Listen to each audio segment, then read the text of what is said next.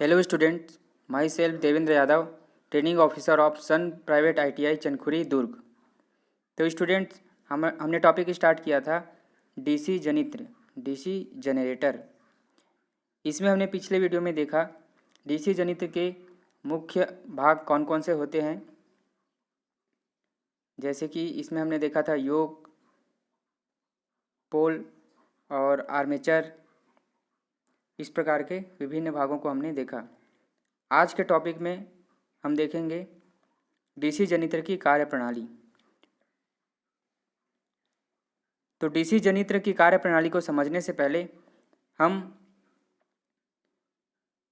Fleming के दाएं हाथ का नियम, इस रूल को पहले समझना होगा, क्योंकि हमारे जो डीसी जनित्र है इसी नियम के आधार पर प्रचालित होता है।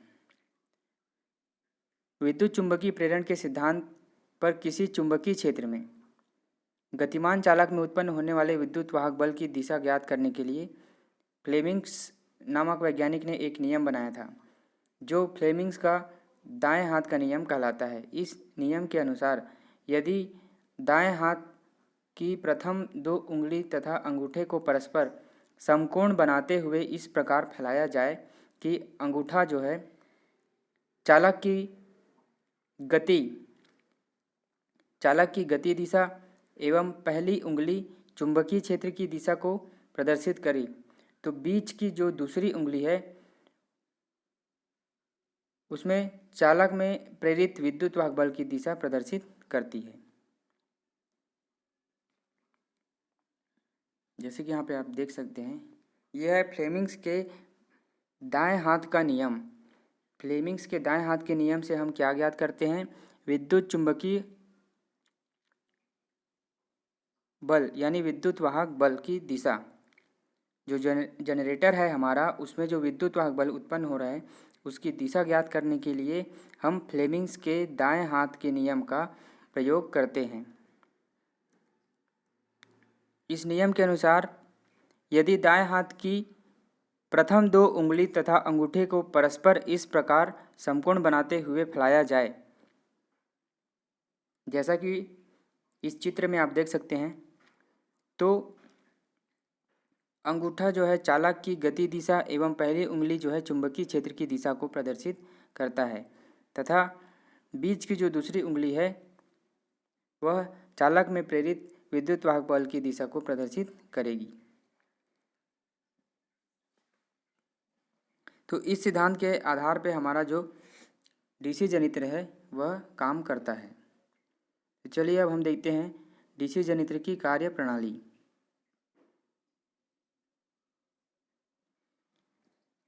विद्युत चुंबकीय क्षेत्र में एक गतिमान चालक प्रेरित विद्युत वाहक बल की दिशा। डीसी जनित्र जो है फैराडे के विद्युत चुंबकीय प्रेरण के सिद्धांत पर आधारित है। ओके, फैराडे के विद्युत चुंबकीय सिद्धांत क्या होता है मैंने बताया था। यदि किसी चालक को किसी चुंबकीय क्षेत्र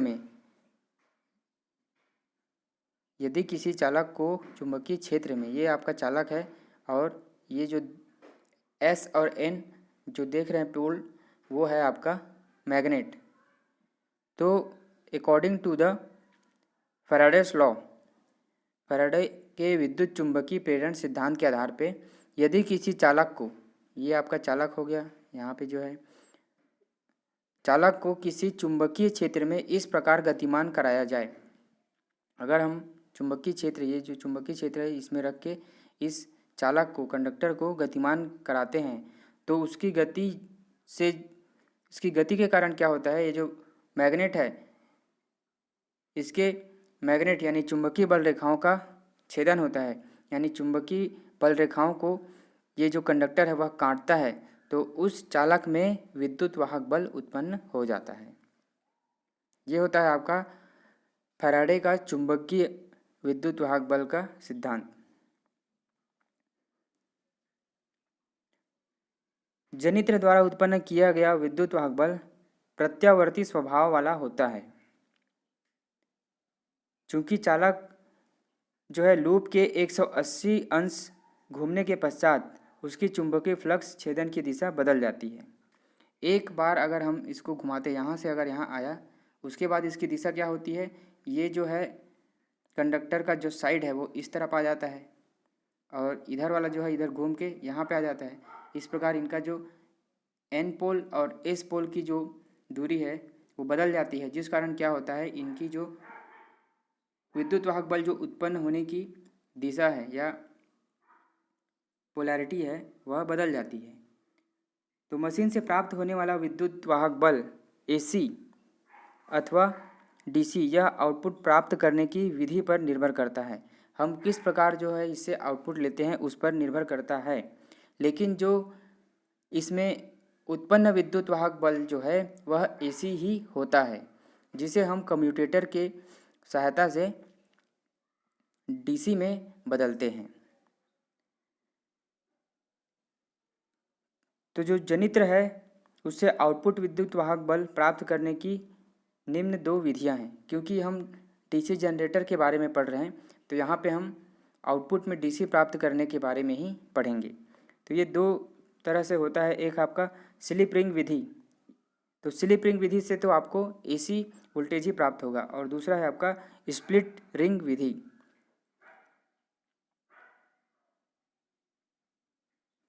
यह आपका स्लिप रिंग विधि, स्लिप रिंग विधि के द्वारा हम आउटपुट कैसे प्राप्त कर सकते हैं। स्लिप रिंग विधि, इस विधि में आर्मेचर लूप को दो स्लिप रिंग से जोड़ा गया है। यहाँ पे आप देख सकते हैं, ये है आपका स्लिप रिंग जो कि कंडक्टर के दोनों टर्मिनल से, है ना, दो छोर होगा, एक जो कॉइल है इसका दो छोर होगा, एक छोर से आपका एक स्लिप रिंग और दूसरे छोर से दूसरा स्लिप रिंग जुड़ा हुआ है। तो इसमें जो विद्युत वाहक बल आपको मिलेगा वह एसी प्रकार का होगा। जब लूप खंड ए बी दक्षिणावर्त दिशा में घूर्णन करने के दौरान उत्तरी ध्रुव के समीप रहता है तो उसमें फ्लेमिंग के नियमानुसार उत्तरी ध्रुव के समीप रहने पर धनात्मक विद्युत वाहक बल उत्पन्न हो जाता है एवं दक्षिणी ध्रुव के समीप रहने पर उनमें ऋणात्मक विद्युत वाहक बल उत्पन्न हो जाता है। ये जो आपका ए बी है, ये जब घूम कर यहाँ पे आएगा तब ये क्या होगा, ए बी आपका यहाँ पे आ जाएगा और ये जो डीसी साइड है, कॉइल का डीसी साइड है, ये आपका एन पोल के समीप चला जाएगा। क्योंकि एन पोल के समीप रहने पर जो हमारा कंडक्टर है उसमें धनात्मक विद्युत वाहक बल उत्पन्न होगा एवं एस पोल के समीप रहने पर ऋणात्मक विद्युत वाहक बल प्राप्त होगा। तो इस प्रकार से जब हमें आउटपुट मिलेगा वह आउटपुट वोल्टेज होगा आपका एसी प्रकार का, इस प्रकार का होगा।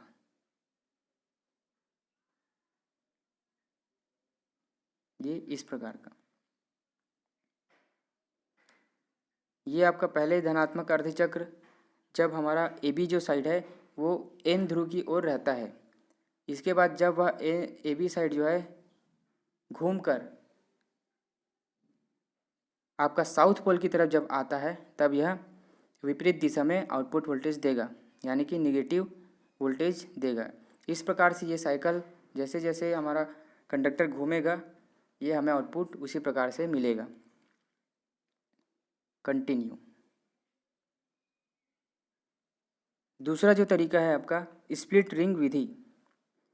इस विधि में क्या होता है, जहाँ पे हमने स्लिप रिंग यूज़ कर रहा था उसके स्थान पे हम एक स्प्लिट रिंग यानी बीच से आधा कटा हुआ इस प्रकार का स्लिप रिंग यूज़ करते हैं। इसे कहते हैं स्प्लिट रिंग विधि।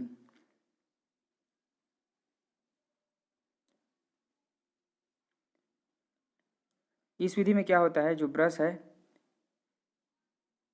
ब्रश ए जो है सदैव आपका धनात्मक और ब्रश बी सदैव आपका ऋणात्मक स्थिर वोल्टेज देगा।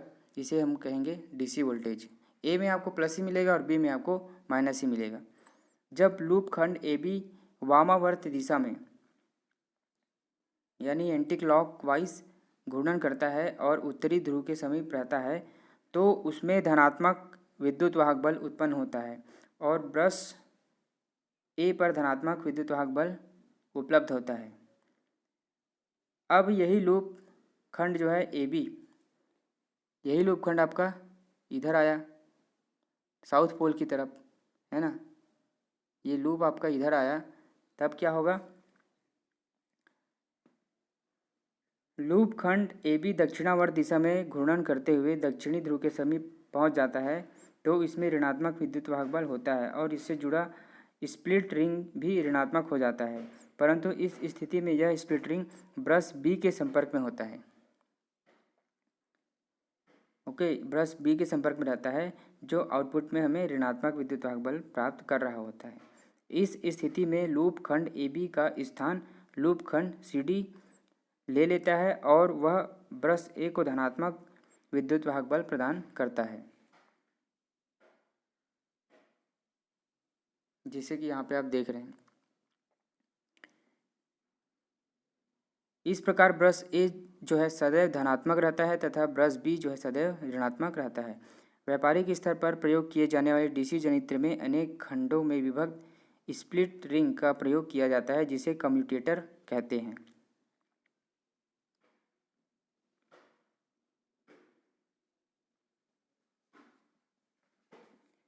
ओके स्टूडेंट,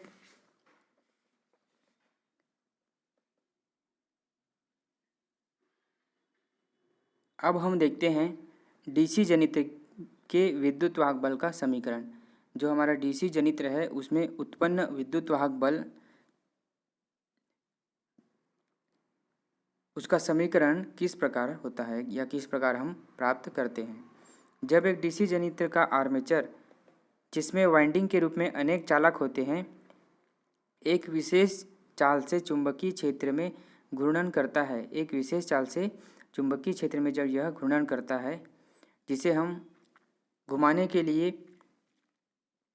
कोई भी सोर्स यूज़ कर सकते हैं, टरबाइन को घुमाने के लिए प्राइम मूवर जिसे कहते हैं। तो जब यह चुंबकीय क्षेत्र में घूर्णन करता है तो आर्मेचर वाइंडिंग में विद्युत वाहक बल प्रेरित होता है जो ब्रश के सिरों पर उपलब्ध होता है। जनित्र द्वारा उत्पन्न विद्युत वाहक बल की गणना करने के लिए प्रयुक्त सूत्र डीसी जनित्र का विद्युत वाहक बल का समीकरण कहलाता है। चलिए देखते हैं फार्मूला कैसे इसमें से निकाला जाता है। आर्मेचर के प्रत्येक चक्र में चालक द्वारा उत्पन्न औसत विद्युत वाहक बल होता है फ्लक्स परिवर्तन की दर।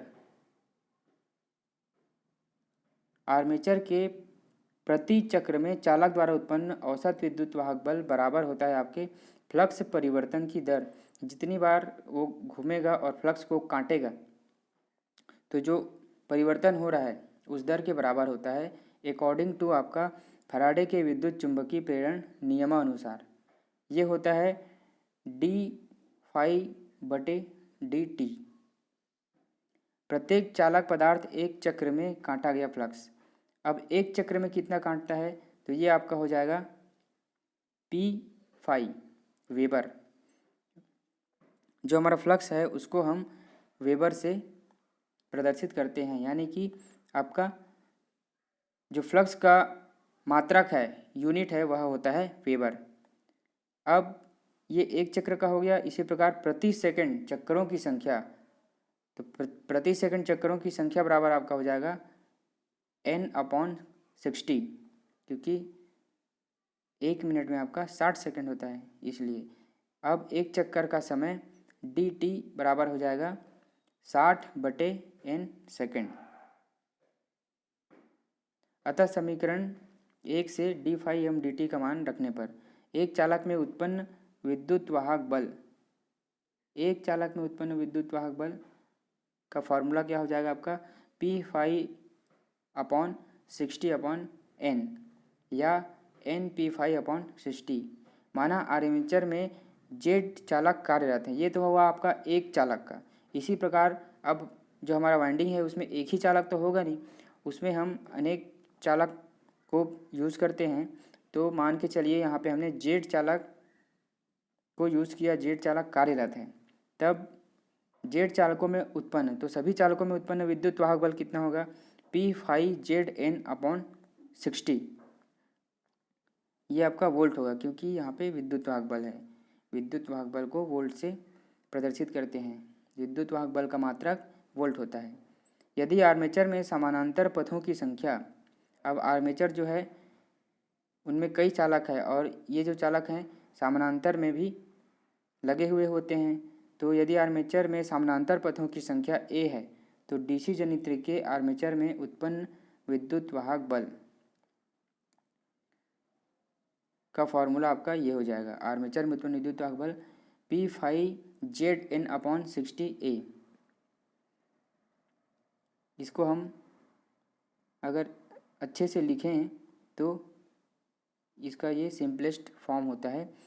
E बराबर उत्पन्न विद्युत वाहक बल अगर E है तो E बराबर आपका होगा 5Zn/60 इंटू P/A।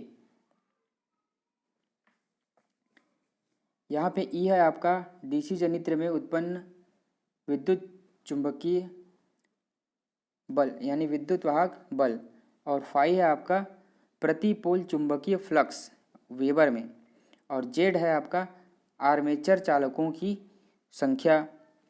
इसी प्रकार एन है आपका आर्मेचर की घूर्णन गति यानी आरपीएम, आर्मेचर किस स्पीड से घूम रहा है उसकी गति को हम एन से दर्शाते हैं।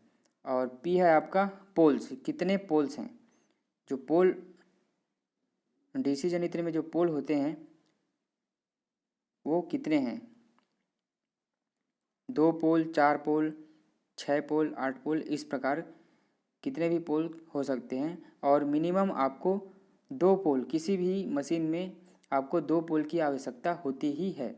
2 पोल के बिना वह घूम नहीं सकता, क्योंकि जैसे कि कंडक्टर को हमने देखा था, ये कंडक्टर है, अगर एक ही पोल यहाँ पे रहेगा तो ये नहीं घूम पाएगा। एक बार यहाँ पे घूमा फिर इधर आने पर ये कैसे घूमेगा, इसलिए 2 पोल तो मिनिमम आपको चाहिए ही चाहिए। एक एन होगा तो दूसरा आपका एस होगा। और ए जो है, ए है आपका आर्मेचर वाइंडिंग में समानांतर पथ, आर्मेचर वाइंडिंग में समानांतर पथों की संख्या। आर्मेचर वाइंडिंग में जो है 2 प्रकार की वाइंडिंग की जाती है, एक होता है आपका लैप वाइंडिंग और दूसरा होता है वेव वाइंडिंग। अगर लैप वाइंडिंग है तो आर्मेचर में ए बराबर आपका होगा पी, लैप वाइंडिंग में ए बराबर आपका होता है पी। और अगर वेव वाइंडिंग है तो इसमें ए बराबर आपका हो जाएगा 2। Okay student,